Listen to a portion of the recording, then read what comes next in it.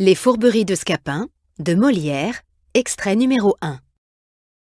Acte 1, scène 2. Scapin, Octave, Sylvestre. Qu'est-ce, Seigneur Octave? Qu'avez-vous? Qu'y a-t-il? Quel désordre est-ce là? Je vous vois tout troublé. Oh, mon pauvre Scapin, je suis perdu, je suis désespéré, je suis le plus infortuné de tous les hommes. Comment? N'as-tu rien appris de ce qui me regarde? Non. Mon père arrive avec le seigneur Géronte et ils me veulent marier. Eh bien, qu'y a-t-il là de si funeste? Hélas, tu ne sais pas la cause de mon inquiétude. Non, mais il ne tiendra qu'à vous que je la sache bientôt. Et je suis homme consolatif, homme à m'intéresser aux affaires des jeunes gens. Ah, Scapin, si tu pouvais trouver quelque invention, forger quelques machines pour me tirer de la peine où je suis, je croirais être redevable de plus que de la vie. À vous dire la vérité, il y a peu de choses qui me soient impossibles quand je m'en veux mêler.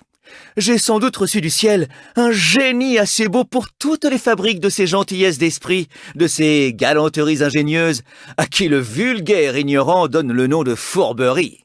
Et je puis dire sans vanité qu'on n'a guère vu d'homme qui fût plus habile ouvrier de ressorts et d'intrigues, qui ait acquis plus de gloire que moi dans ce noble métier. Mais, ma foi, le mérite est trop maltraité aujourd'hui et j'ai renoncé à toute chose depuis certains chagrins d'une affaire qui m'arriva. Comment?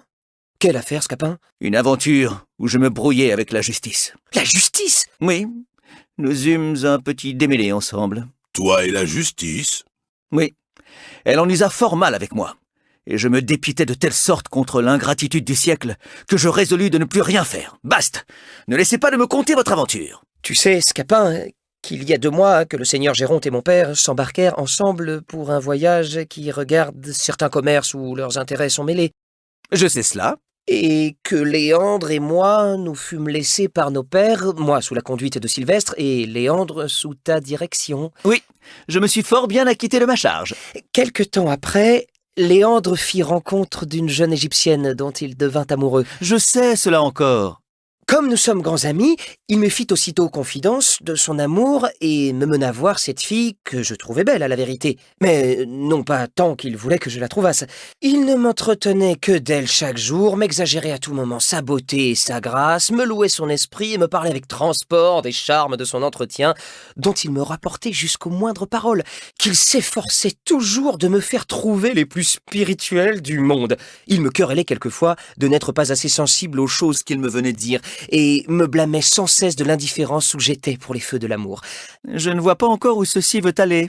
Un jour, que je l'accompagnais pour aller chez les gens qui gardent l'objet de ses vœux, nous entendîmes dans une petite maison d'une rue écartée quelques plaintes mêlées de beaucoup de sanglots. Nous demandons ce que c'est.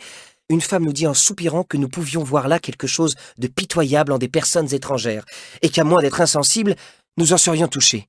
Où est-ce que cela nous mène? La curiosité me fit presser Léandre de voir ce que c'était. Nous entrons dans une salle où nous voyons une vieille femme mourante, assistée d'une servante qui faisait des regrets, et d'une jeune fille, toute fondante en larmes, la plus belle et la plus touchante qu'on puisse jamais voir.